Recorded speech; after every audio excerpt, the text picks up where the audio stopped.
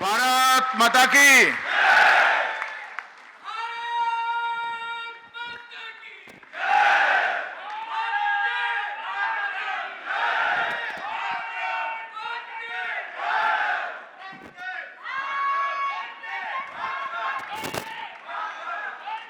भारत माता की।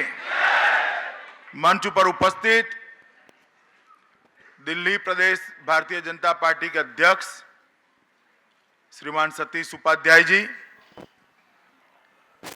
दिल्ली प्रदेश के प्रभारी और राष्ट्रीय उपाध्यक्ष श्री श्याम जाजू जी, हम सबके वरिष्ठ नेता और जनसंघ के स्थापक सदस्य प्राध्यापक विजय कुमार मल्होत्रा जी, दिल्ली सरकार में नेता प्रतिपक्ष श्री विजेंद्र गुप्ता जी, दिल्ली प्रदेश भाजपा के वरिष्ठ नेता श्री मांगेराम गर्ग जी, उपस्थित विधायकगण, उपस्थित सभी राष्ट्रीय पदाधिकारी, सांसदगण, सभी महापौर और आज इस हॉल में इस कार्यक्रम में उपस्थित प्यारे कार्यकर्ता भाइयों और बहनों,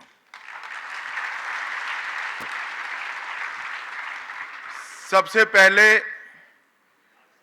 आज पार्टी के स्थापना दिन के अवसर पर जनसंघ से लेकर आज तक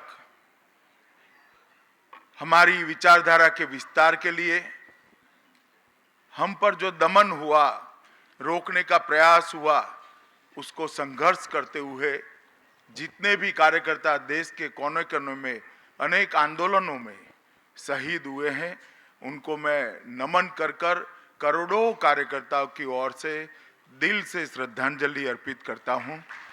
और सभी कार्यकर्ताओं को मैं संदेश भी देना चाहता हूं कि आज अगर हम किसी मकाम पर पहुंचे हैं तो उन नामी अनामी सभी लोगों की शहादत के कारण आज पार्टी इस मकाम पर पहुंची है। इनको मन से हम सभी लोग श्रद्धांजलि दें। मित्रों, आज हमारे लिए, भारतीय जनता पार्टी के लिए बहुत बड़ा दिन है। आज हमारी पार्टी का स्थापना दिन है। 36 साल पहले आज ही के दिन पर सत्ता का त्याग करते हुए सत्ता की सभी संभावनाओं पर पूर्ण विराम रखकर भारतीय जनता पार्टी की स्थापना हमारे नेतृत्व ने करी थी। मगर ये भारतीय जनता पार्टी की अब तक की जो यात्रा है वो 3 चरणों में बटी हुई है। एक तो 21 अक्टूबर 1951 से लेकर 77 के चुनाव तक की यात्रा जो हमने जनसंघ के रूप में करी, 77 से 80 की यात्रा लोकतंत्र को बचाने के लिए 25 साल की हमारी युवा पार्टी को देश के लोकतंत्र की रक्षा के लिए हमने जनता पार्टी में विलीन किया और 1980 से लेकर 2015 तक की भारतीय जनता पार्टी की यात्रा, ये तीनों यात्रा वो मिलकर हमारा कुल प्रवास 1951 से लेकर 2015 तक का हमने इस तरह से प्रेरित किया है। मित्रों, तीनों घटनाओं में कहीं ना कहीं देश का विचार है। जब देश आजाद हुआ तब अनेक विचारधाराओं के विचार रखने वाले लोग आजादी के आंदोलन में कांग्रेस के माध्यम से सक्रिय थे। इसमें ठेठ राइटिस्ट सोच रखने वाले लोग थे, मध्यम मार्गी भी थे, वाम मार्गी भी थे। कहीं मालवीय जी जैसे लोग थे, कहीं मौलाना आजाद जैसे लोग थे, स्वामी श्रद्धानंद जैसे लोग थे, तो गांधीयन विचार के अनुयायी भी उसमें थे। एक मेला सा लगा था आजादी के दीवानों का और उसी के कांग्रेस के नेतृत्व में आजादी का आंदोलन चला। मगर आजादी के तुरंत बाद एक सर्वदलीय सरकार बनी। सर्वदलीय सरकार ने काम करना शुरू किया।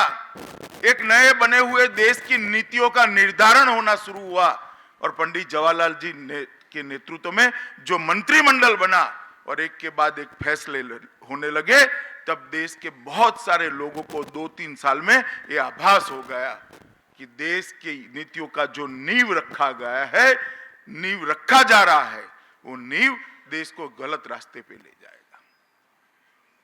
वो नींव का आधार, नीतियों का आधार इस देश की मिट्टी की सुगंध से निकले हुए सिद्धांत नहीं है, इस देश की मिट्टी से सुगंध से निकले हुए विचारधारा नहीं है। कहीं ना कहीं ये नींव जो रखी जा रही है सिद्धांतों की, नीतियों की, उसका आधार पाश्चात्य आधार है। और इतना बड़ा पुरातन देश उस विचार पर नहीं चल सकता। इस रास्ते पे आगे चले तो हम भटक जाएंगे, एक गलत रास्ते पे चले जाएंगे। और इसी सोच के कारण कुछ लोगों ने तय किया कि भाई भले सालों तक सत्ता ना मिले, हो सकता है हमेशा सत्ता ना मिले, मगर एक अलग सोच, एक अलग विचारधारा, एक अलग सिद्धांत देश के लोगों के सामने रखने की जरूरत है। और वहीं से जन्म हुआ भारतीय जनसंघ का जन्म हुआ। और भारतीय जनसंघ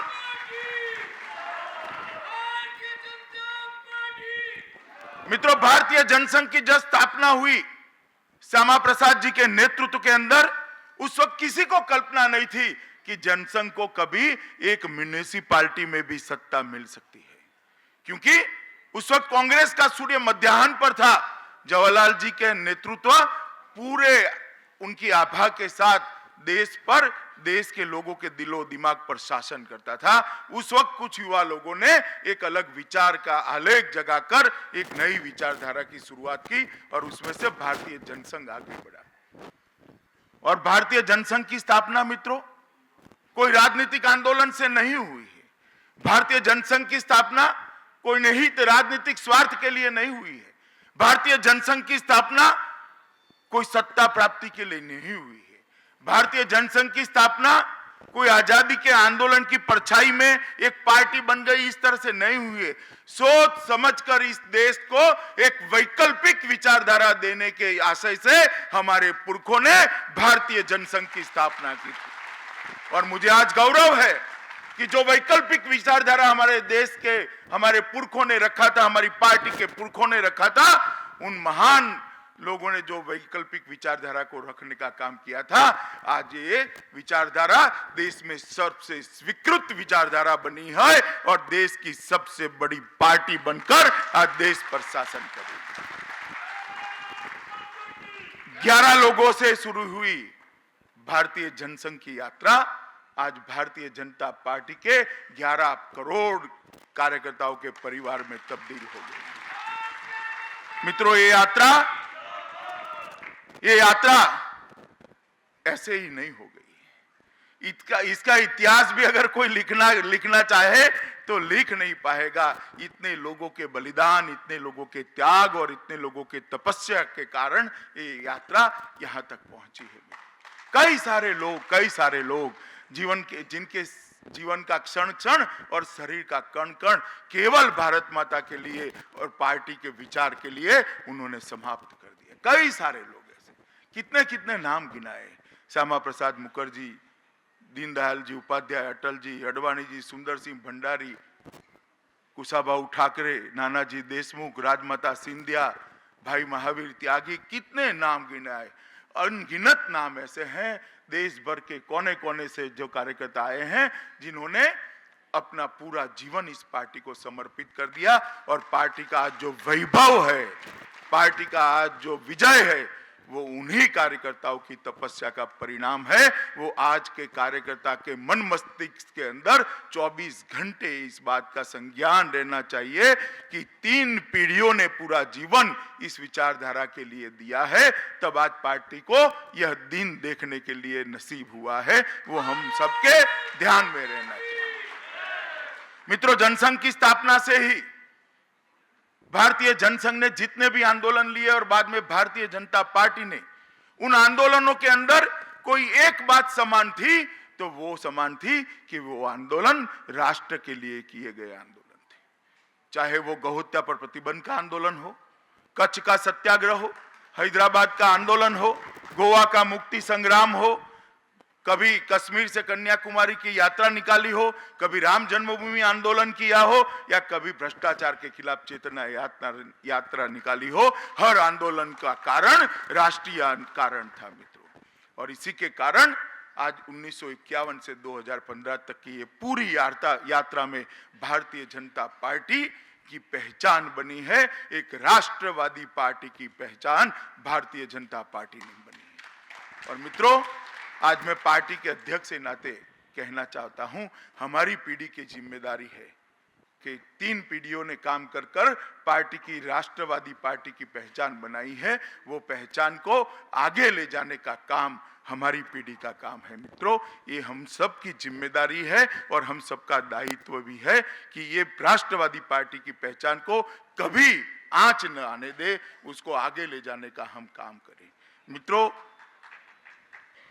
77-75 में जब आपातकाल आया, देश में कई सारे अलग अलग विचारधारा के लोगों को जेल में बंद कर दिया गया। सबसे ज्यादा लोग अगर जेल में गए तो भारतीय जनता जनसंघ और राष्ट्रीय स्वयंसेवक संघ के कार्यकर्ता गए।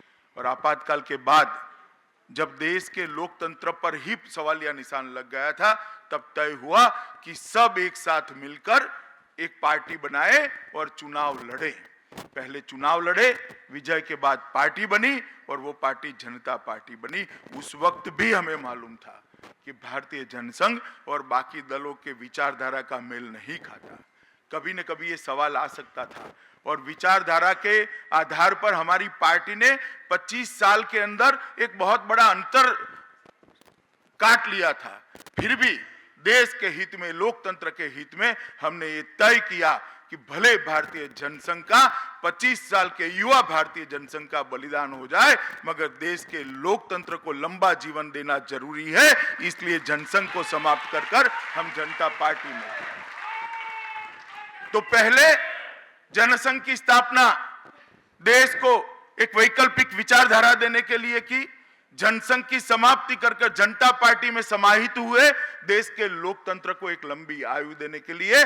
और जब 1980 में परास्त होने के बाद कुछ लोगों ने सवाल किया कि दोहरी सदस्यता नहीं चलेगी, आप राष्ट्रीय स्वयंसेवक संघ के सदस्य नहीं रह सकते, जो जनता पार्टी के सदस्य रहना है, तो तब भी हमारे नेतृत्व ने किंचित मात्र देर करे बगैर तय किया कि हम सिद्धांतों को नहीं छोड़ सकते, सत्ता को छोड़ सकते हैं और भारतीय जनता पार्टी की स्थापना। तो फिर से एक बार जब इतिहास ने हमें मौका दिया कि हमारे कार्यकर्ता, हमारा नेतृत्व तय करे कि आपकी प्राथमिकता क्या है। आपकी प्राथमिकता जनता पार्टी के नाम से चलकर एक मजबूत विपक्ष में बैठना और कभी सत्ता पर आना ये है, या आपकी विचारधारा के प्रति आपकी निष्ठा है। हमारे नेताओं ने, हमारे कार्यकर्ताओं ने जरा भी बौखलाहट के बगैर निर्णय लिया कि हमारी प्राथमिकता हमारी विचारधारा है, और वहीं से भारतीय जनता पार्टी की स्थापना हुई और एक नई यात्रा शुरू हुई। और आज 36 साल समाप्त कर कर ये यात्रा यहां पहुंची है।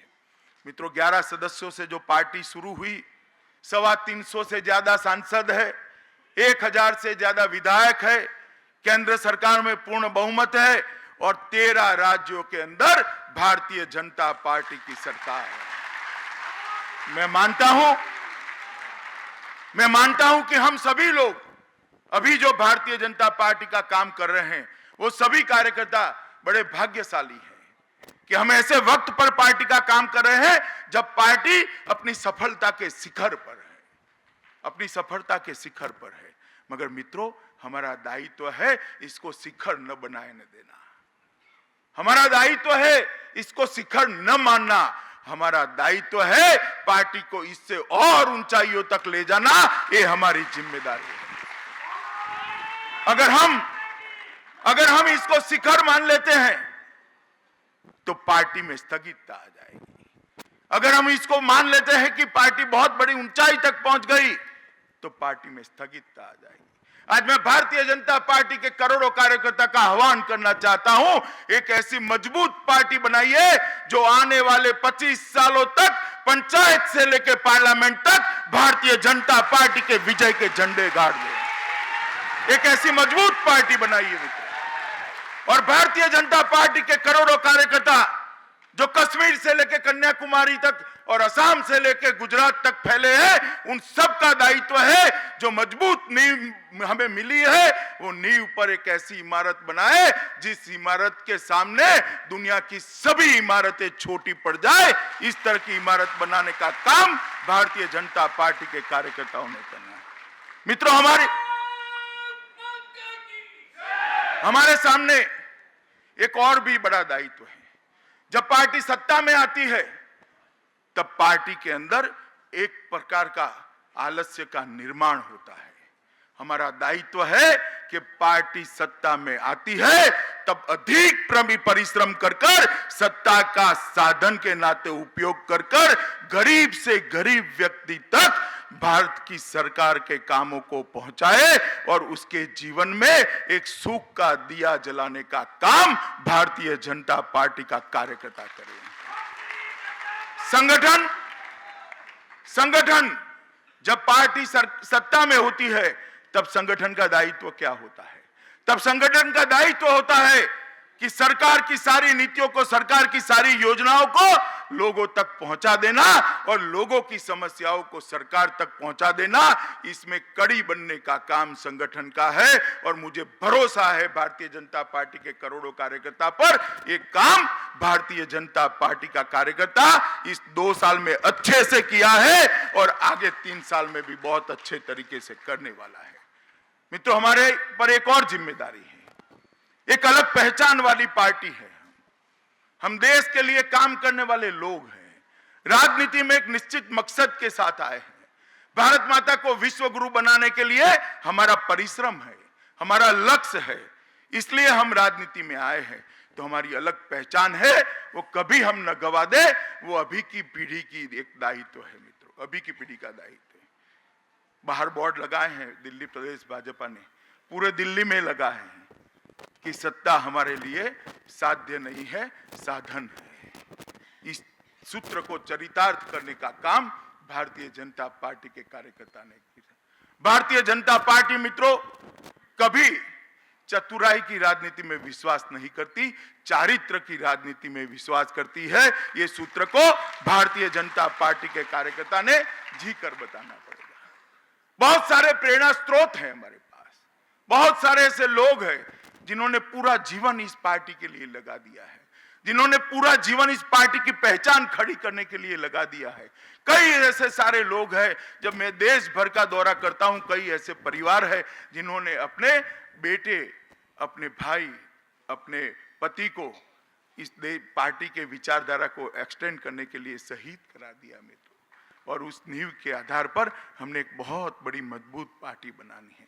आज मौका है मित्रों 6 अप्रैल का, और एक ऐसा अवसर है पार्टी के कार्यकर्ताओं के लिए, ये 1 साल का, जिसमें हम पार्टी का विस्तार करें।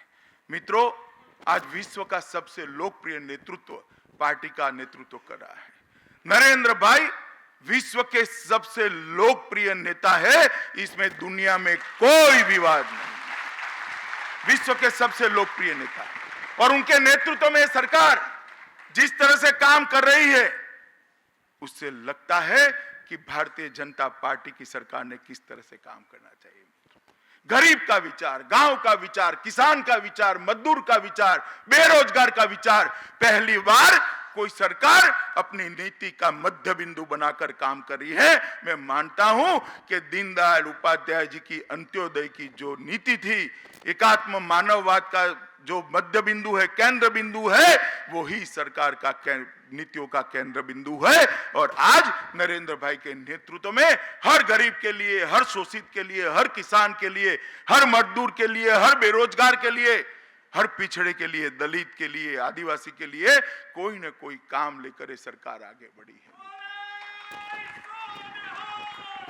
और नरेंद्र भाई के नेतृत्व में सबका साथ, सबका विकास के सूत्र को चरितार्थ करते हुए इस सरकार ने अनेक प्रकार के कार्यक्रम इस प्रकार के तैयार किए कि जिसके माध्यम से आज धीरे धीरे धीरे देश मक्कम गति से एक निश्चित दिशा में आगे बढ़ रहा है।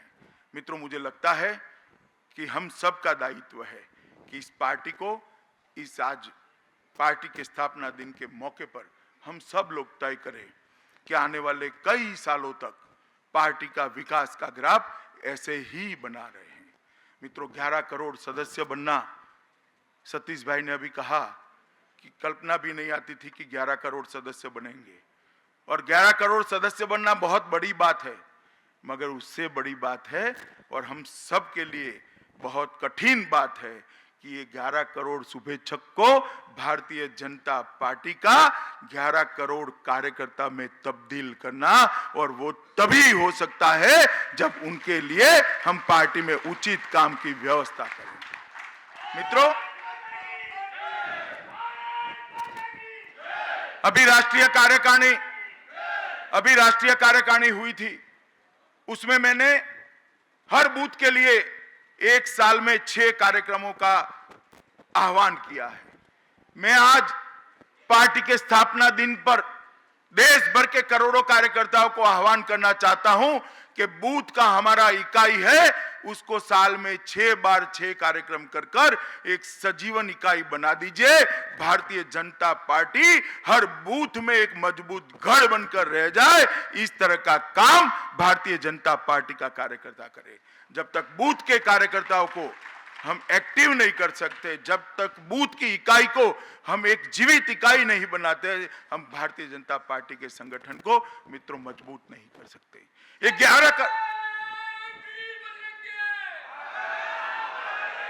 11 करोड़ सदस्यों का जो हमारे पास शक्ति इकट्ठा हुई है मित्रों, वो 11 करोड़ सदस्यों की शक्ति को हमने तय करना है कि क्या बनाना है।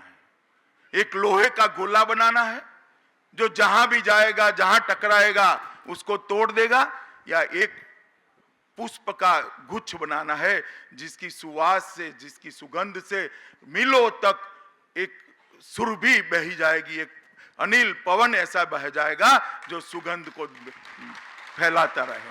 हमने तय करना है क्या बना। भारतीय जनता पार्टी ने 3 कार्यक्रम लिए हैं। नमामि गंगे का कार्यक्रम, बेटी बचाओ बेटी पढ़ाओ का कार्यक्रम, और हर घर में अच्छा शौचालय देने का कार्यक्रम जो भारतीय जनता पार्टी के कार्यकर्ताओं ने लिया है। मैं मानता हूं कि आज सुयोग्य दिन है कि देश के करोड़ों कार्यकर्ता इन तीनों कार्यक्रम को सफल कराने का संकल्प ले। मित्रों, तभी जाकर हम पार्टी को लोगों के बीच में प्रस्थापित कर सकते हैं। आज 6 अप्रैल के दिन अंत में मैं इतना ही कहना चाहता हूं मित्रों कि आज देश भर के कार्यकर्ता संकल्प लेकर अपने आप को फिर से एक बार पार्टी के सिद्धांतों के प्रति और पार्टी के लिए अपने आप को पुनः समर्पित करें, और पूरा जीवन जो हमारा बाकी रहा है वो इस पार्टी को और नई ऊंचाइयों तक ले जाने के लिए हम पूरा जीवन हमारा पार्टी के काम में लगा दे। यही अपील और अभ्यर्थना के साथ मैं मेरी बात को समाप्त करता हूं। मित्रों, फिर से एक